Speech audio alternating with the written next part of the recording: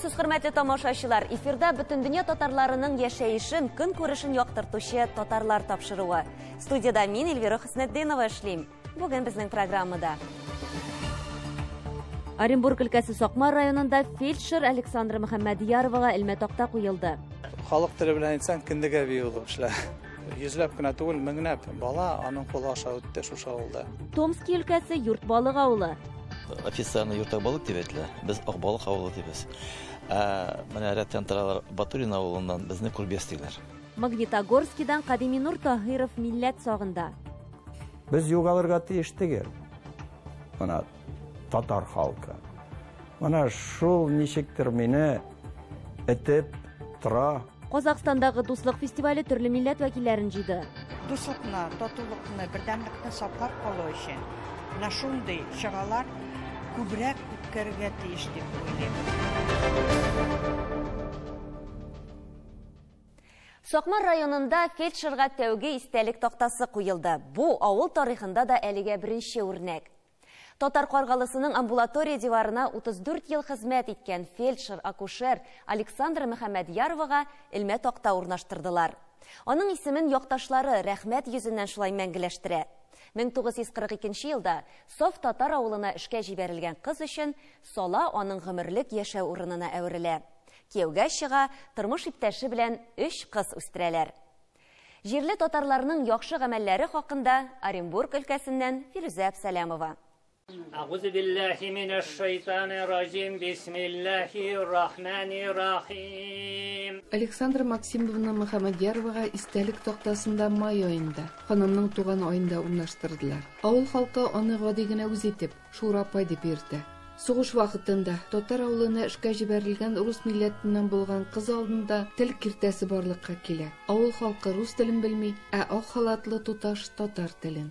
Вот представляете, да, русская девушка, фельдшер-акушер, приезжает в татарское село. Но Александра Максимовна была человеком высокого интеллекта. Огромное количество людей нашего села обязаны ей здоровью и жизнью.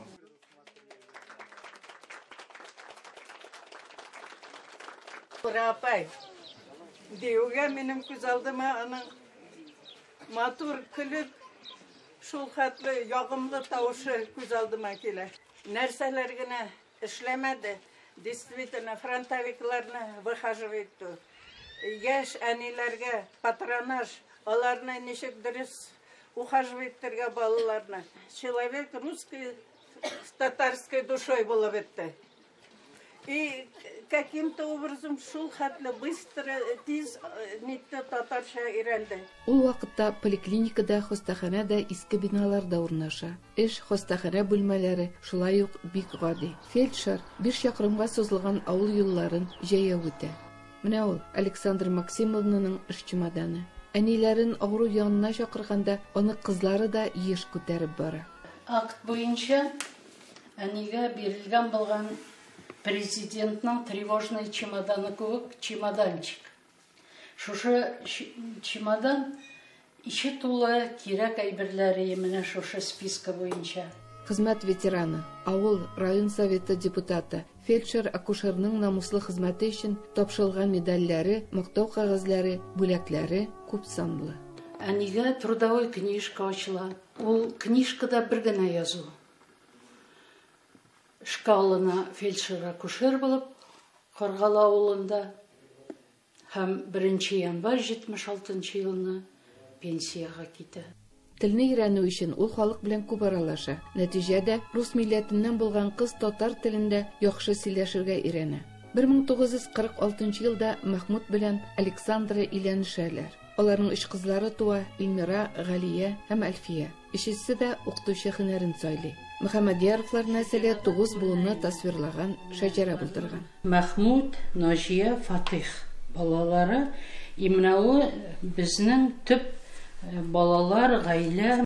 Шурапайның шәхси әйберләреннән мәһәр шәле, күлмәге саклана. Элек күмәчне үзебез саладык.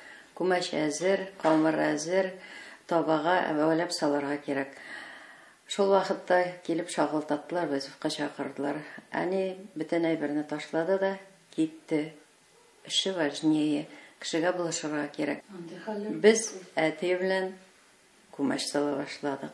Андый хәлләр бездә гелдә буладыр. Мои воспоминания о Аби, то, что она была всегда очень мягким человеком. Очень мягко, тихо говорила, никогда не повышала на нас голоса. Но в то же время мы всегда знали и думали, прежде чем что-то сделать, что скажет нам Аби. Хатирәләр яңарды, чыгышларда сагыну, юксыну хисләре. Александре Максимовне эта дощечка, это мало.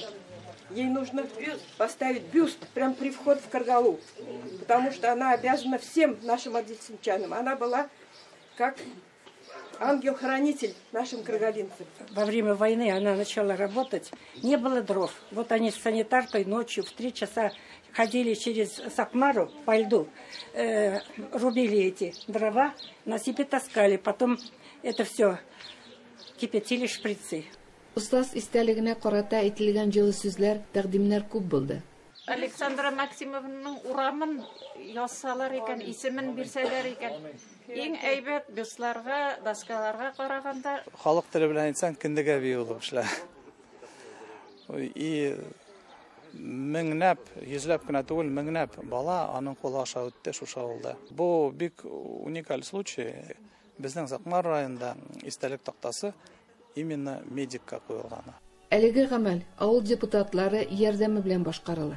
Шурапайга багышланган урам исеме теләделәр, китап язарга теләделәр, инде мин үземнең исемемнән муниципаль җирлеге башлыгы исеменнән инде шушы теләкләргә инде кабулга аштырып, эшкә аштырып сүз бирдем инде. Медицина хезмәткәрләренең эшен югары бәяләп, аларга илмә такта куйганнары башкаларга да үрнәк булыр. Оренбур өлкәсеннән Фируза Абсалямова, татарлар.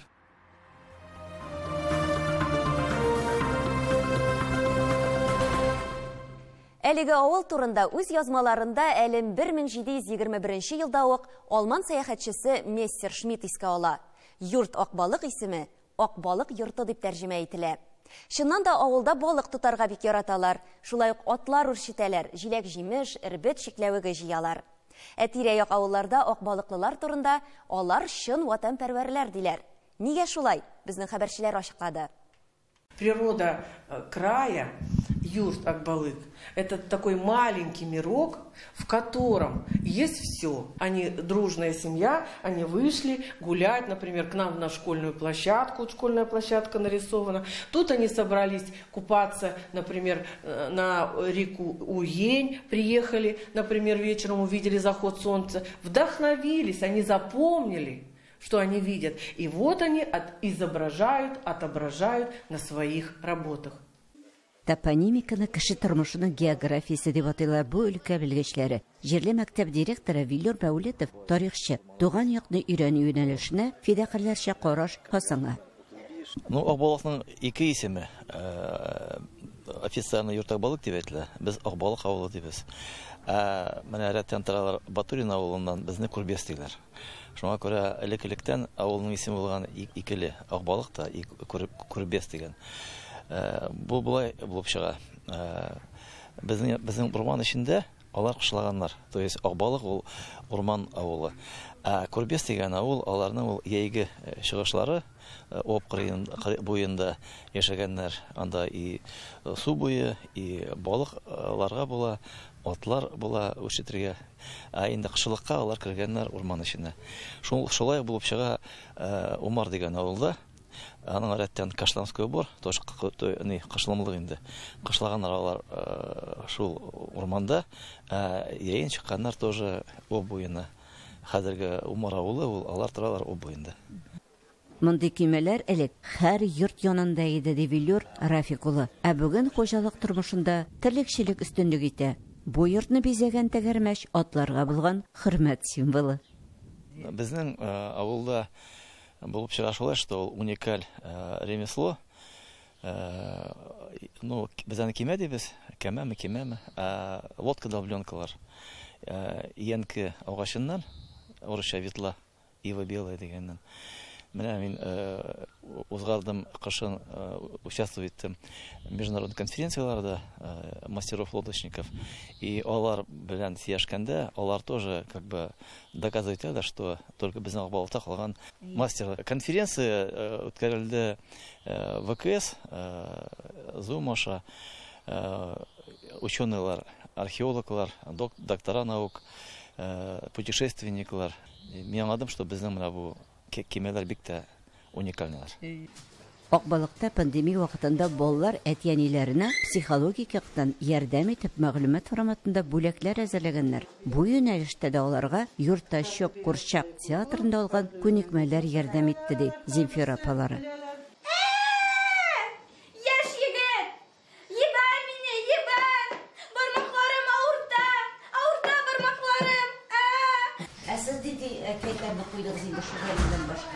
Шурали, су инәсе, берәр нинди бәйрәмгә инәләренә безнең бит дистанционка булды.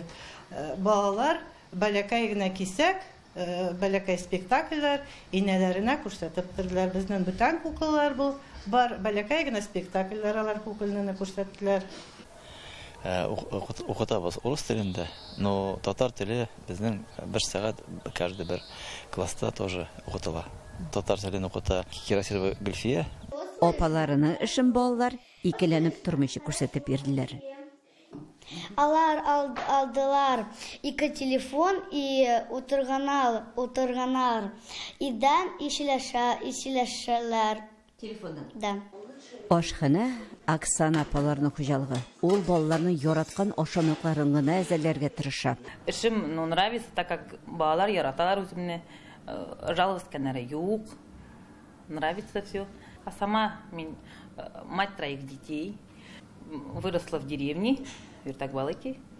Өйдә кебек тәмле итеп ашап алгач, хәл кереп киткәч, белем дөньясына сәяхәт кылуда күңеллерәк билгеле. Новосибирск өлкәсеннән, Юрт Акбалык авылыннан Елена Сафиуллина, татарлар. Сез татарлар тапшыруын карыйсыз. Программабызның 2нче өлешендә. Магнитогорскидан Кадиминур Таһиров милләт сагында. Без югалырга тиеш түгел. Мына татар халкы. Мына шул ничектер мине этеп тора. Казакстандагы дуслык фестивале төрле милләт вәкилләрен җыйды. Дуслыкны, татулыкны, бердәмлекне саклап калу өчен шундый чаралар күбрәк үткәрергә тиеш дип уйлыйм. Нәсел тамырлары турында белү үткәннәрне генә түгел, үз-үзеңне дә аңларга һәм бәяләргә ярдәм итә. Кешенең тормышы гаиләдән башлана. Гомум милли һәм гомум халык гырыф-гадәтләреннән тыш, һәр гаиләнең үз традицияләре бар. Магнитогорскидан Таһировларның да гаиләне берләштерүче, туганнарын дус һәм бердәм итүче йолалары бар. Безнең иҗат төркеме чит мөхиттә милли тәңгәллекне саклап калуның үзенчәлекле ысулын белгән Таһировлар белән очрашып, аларның нәсел тарихын белеп кайтты. Таһировлар гаиләсе 5 бала белән Татарстанның Аксубай районы Шәрбән авылыннан Чиләбе өлкәсенә күчеп килгәндә, балаларының иң өлкәненә 14, ә кичкенәсенә 2 яшь булган. Ә бирегә күчүгә гаилә башлыгы Первомай совхозы директоры үгетләве буенча хәл итә. Ой, 5 балаң, мына бездә мәктәп 10 еллык. Мен сиңа йорт бирәм яңаны. Кирәк икән мына машина служебный. Ат бирәм, әтигә ат дигәч инде теге совсем. Кайтты да, әйдәгез күчәбез анда. Язмыш Таһировлар гаиләсе өчен генә түгел, биредәге татарлар өчен дә шулай кушкандыр. Кадиминур Мисалих улы 16 ел Магнитогор шәһәренең татар рухи иҗтимагый оешмасын җитәкли. Аның озак вакытлар җирле татарлар лидеры булуы күп нәрсә турында сөйли. Халыкка булышсаң, ул 1 тапкыр булышсаң, 10 тапкыр кире кайтарып бирә. Аңлы халык үзләрен шулай татар халкына хезмәт итәм дип эшлиләр. Без югалырга тиеш түгел. Мына татар халкы. Мына шул ничектер мине этеп тора.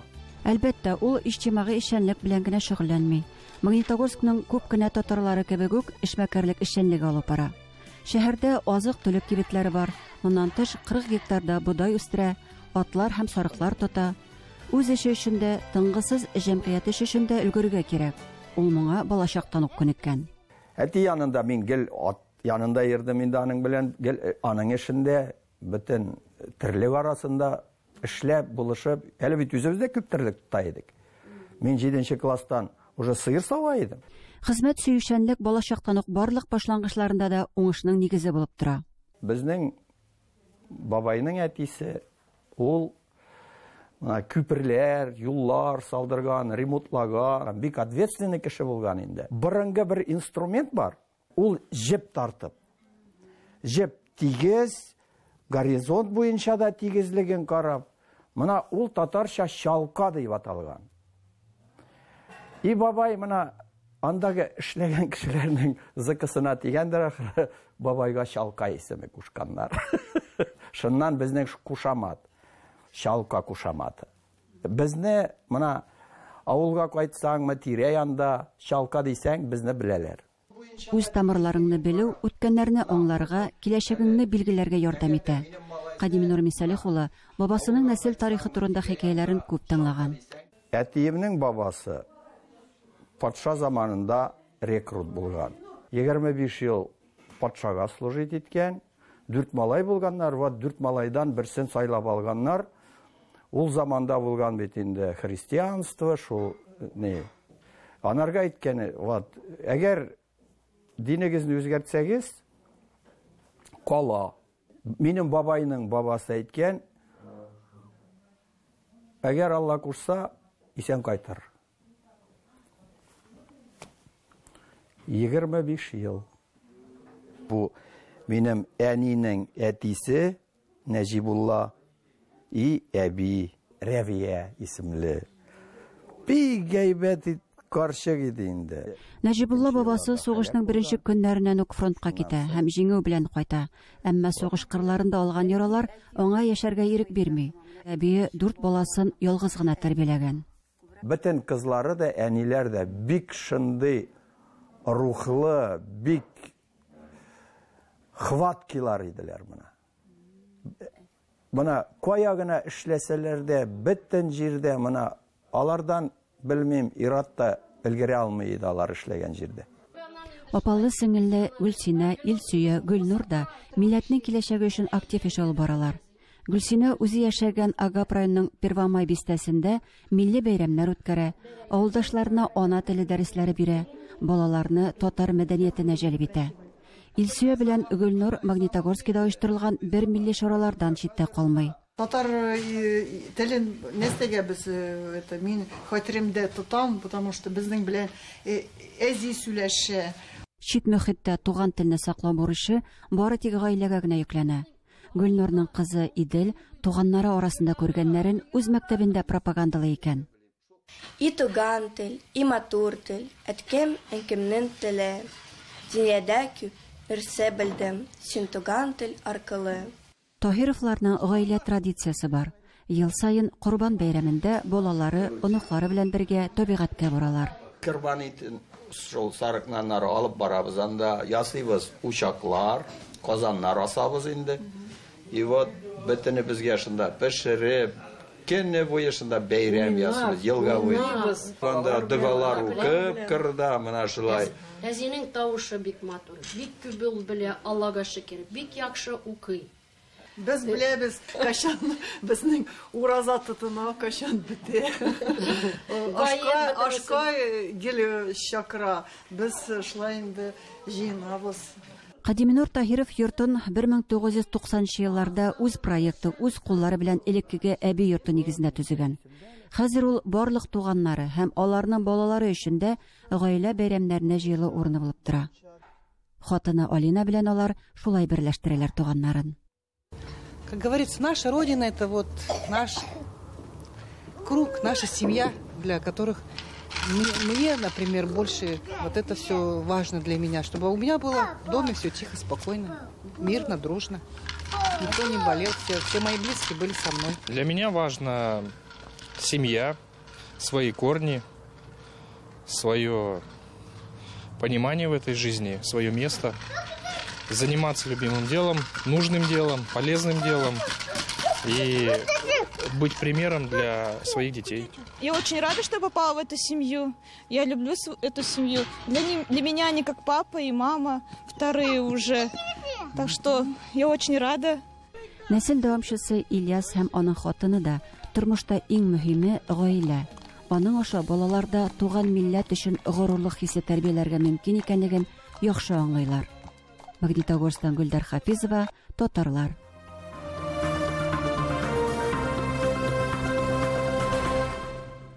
Казакстан халкының 23-нче дуслык фестивале башкаланың этномәдәни берләшмәләре вәкилләрен кабат бер сәхнәгә җыйды.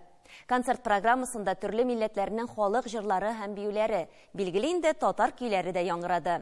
Тулырак Әдилә Төхбәтова видеоязмасында. Үстергәндә безне чын дуслык, көч биргәндә безгә чын дуслык, дуслык булса яшәр гомергә, бөтен җир шарында тынычлык. Әйе, дуслык ул бер-береңгә ярдәм итә белү, ярдәм кулын суза белү, бер-береңне сабырлык белән тыңлый, аңлый белү, акыл белән үзеңнең белгәнеңне әйтә белү. Яхшы традициягә әйләнгән дуслык, игелек, тынычлык һәм татулык бәйрәме Нурсултанда менә инде 23-нче тапкыр уздырыла. Аның төп максаты туган телдә ирекле иҗат итү өчен шартлар тудыру, этносларның мәдәниятенә, гореф-гадәтләренә хөрмәт тәрбияләү, бөтен милләт берләшмәләренең иҗади башлангычларын стимуллаштыру. Казакстан күп милләтле дәүләт. Милләт аралык дуслыкны ныгайту өчен фестивальләр үткәрелә. Менә шул фестивальдә безнең мәдәни үзәк читтә калмады. Шактый туган телебездә үз мәдәниятен күрсәтте. Дуслыкны, татулыкны, бердәмлекне саклап калу өчен менә шундый чаралар күбрәк үткәрергә тиеш дип уйлыйм.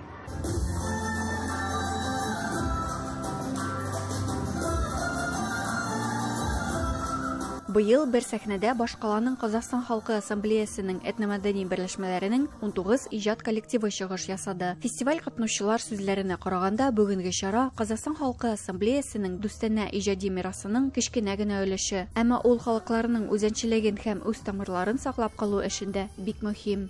Дружба, в моем понимании, это является взаимоуважение культур, традиций, особенностей различных этносов. Каждый этнос обладает своей особенностью, своей национальной ценностью, которую на сегодняшний день, безусловно, нужно изучать, нужно уважать, нужно ценить. Это наше богатство, которым мы, безусловно, дорожим, и оно для нас является приоритетом. Biz dostlukta bir-birimizga hurmatpен, izzetпен qaraytın, yani bir-birimizni siylab juretimizni deb tushunamiz. O'sha bizning Qozog'istonimizda qanchama ultlar tatу umr surib kela жатыр.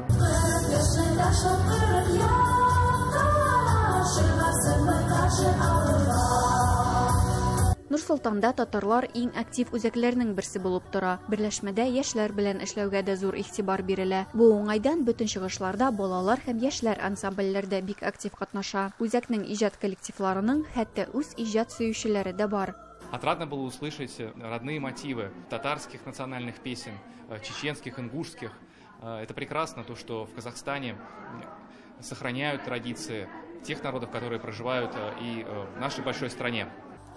Әдилә Төхбәтова, Татарлар, Нурсултан шәһәре, Казахстан. Юллардан кайту рәхәт, әгәр көтәр кешең булса, матур гамәлләр кыласың, этәргеч дәртең булса.